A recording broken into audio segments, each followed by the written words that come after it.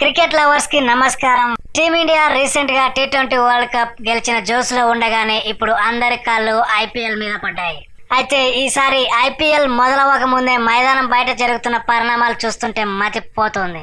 అటు sun Risers Hyderabad తమ కొత్త కెప్టెన్ ని ప్రకటించడం, ఇటు RCB మరియు రాజస్థాన్ రాయల్స్ జట్లు కళ్ళు చెదిరే ధరకు అమ్ముడవడం, ఇలా ఎన్నో సెన్సేషనల్ అప్డేట్స్ అయితే ఈ వీడియోలో చూడబోతున్నాం. ప్రతి ఒక్క విషయాన్ని విడమర్చి చర్చించుకుందాం. ఈ వీడియో స్కిప్ చేయకుండా చివరి వరకు చూడండి. సన్ రైజర్స్ హైదరాబాద్ అభిమానులకైతే ఒక బిగ్ సర్ప్రైజ్ ఉంది. ఇషాన్ కిషన్ ఇప్పుడు ఆరెంజ్ ఆర్మీకి నాయకత్వం వహించబోతున్నాడు. సన్ రైజర్స్ రెగ్యులర్ కెప్టెన్ అయినటువంటి ఆస్ట్రేలియా దిగ్గజం ప్యాట్ కమిన్స్ గత కొన్ని నెలల క్రితం తగిలిన వెన్నుగాయం నుండి ఇంకా పూర్తిగా కోలుకోలేదు. అందుకే టోర్నీ ఆరంభ మ్యాచ్లకు అతను దూరం కాబోతున్నాడు. ప్యాట్ కమిన్స్ అందుబాటులో లేని సమయంలో మేనేజ్మెంట్ ఇషాన్ కిషన్ ను ఇంటర్మ్ కెప్టెన్ గా ప్రకటించింది. వరల్డ్ కప్ లో విధ్వంసకర బ్యాటింగ్ తో అదరగొట్టిన ఇషాన్ ఇప్పుడు తన కెప్టెన్సీ పవర్ ను చూపించడానికి సిద్ధమయ్యాడు. కమిన్స్ రీసెంట్ గా ఒక పాడ్కాస్ట్ లో మాట్లాడుతూ ఇషాన్ కు డొమెస్టిక్ క్రికెట్ లో మంచి కెప్టెన్సీ రికార్డు ఉందని, అతనిపై తమకు పూర్తిగా నమ్మకం ఉందని చెప్పాడు. అంతేకాదు భవిష్యత్తులో ఇషాన్ కిషన్ పర్మనెంట్ కెప్టెన్ అయ్యే అవకాశాలు ఉన్నాయని కూడా పెద్ద హింట్ అయితే ఇచ్చాడు. సన్ రైజర్స్ ఇషాన్ ను కెప్టెన్ గా ఎంచుకోవడానికి బలమైన కారణం ఉంది. ఇషాన్ కిషన్ నాయకత్వంలోని జార్ఖండ్ జట్టు మొట్టమొదటిసారి సయ్యద్ ముస్తాక్ అలీ ట్రోఫీ గెలుచుకుంది.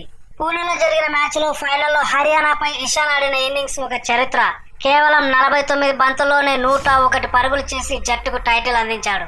కేవలం బ్యాటింగ్ మాత్రమే కాదు, మైదానంలో జట్టును నడిపించడంలో కూడా ఇషాన్ తన మార్కును చూపించాడు. ఈ అనుభవమే ఇప్పుడు అతన్ని IPL కెప్టెన్ గా పీఠం ఎక్కించింది. సన్ రైజర్స్ అభిమానులు టెన్షన్ పడాల్సిన అవసరం అయితే లేదు. కమిన్స్ ప్రస్తుతం ఆస్ట్రేలియాలో రిహాబిలిటేషన్ లో ఉన్నాడు. క్రిక్ బజ్ సమాచారం ప్రకారం కమిన్స్ IPL ప్రారంభానికి ముందే భారత్ చేరుకుంటాడు. కానీ మ్యాచ్ ఆడేంత ఫిట్నెస్ సాధించడానికి ఏప్రిల్ వరకు సమయం పడుతుంది. ఏప్రిల్ నెలలో ఏదో ఒక సమయంలో కమిన్స్ ప్లేయింగ్ లెవెల్ లో వచ్చి మళ్ళీ జట్టు పగ్గాలు అందుకుంటాడని సమాచారం. అప్పటి వరకు ఇషాన్ కిషన్ సారథ్యంలో SRH ఎలా రాణిస్తుందో చూడాలి. ఇదిలా ఉండగా మార్చి 24న IPL చరిత్రలో ఒక మరపురాని రోజు. 2 మేజర్ టీమ్స్ యాజమాన్యం మారింది. రాజస్థాన్ రాయల్స్ మరియు రాయల్ ఛాలెంజర్స్ బెంగళూరు జట్లు కలిపి ఏకంగా $3.4 బిలియన్లకు అమ్ముడుపోయాయి.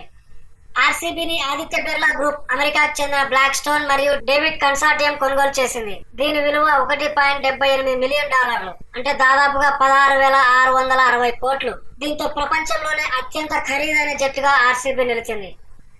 రాజస్థాన్ రాయల్స్ ను అమెరికాకు చెందిన వ్యాపారవేత్త కల్ సోమాని $1.63 బిలియన్, అంటే సుమారు 15,000 కోట్లకు దక్కించుకున్నారు. 2008లో కేవలం 270 కోట్లున్న జట్టు ఇప్పుడు 15,000 కోట్లకు చేరడం అంటే మామూలు విషయం కాదు. ఈ ఇరు జట్లు అమ్ముడుపోవడం వల్ల లాభపడింది కేవలం ఓనర్లు మాత్రమే కాదు, మన BCCI కూడా. IPL నిబంధనల ప్రకారం జట్టు ఓనర్షిప్ మారినప్పుడు అమ్మకం ధరలో 5% BCCIకి చెల్లించాలి.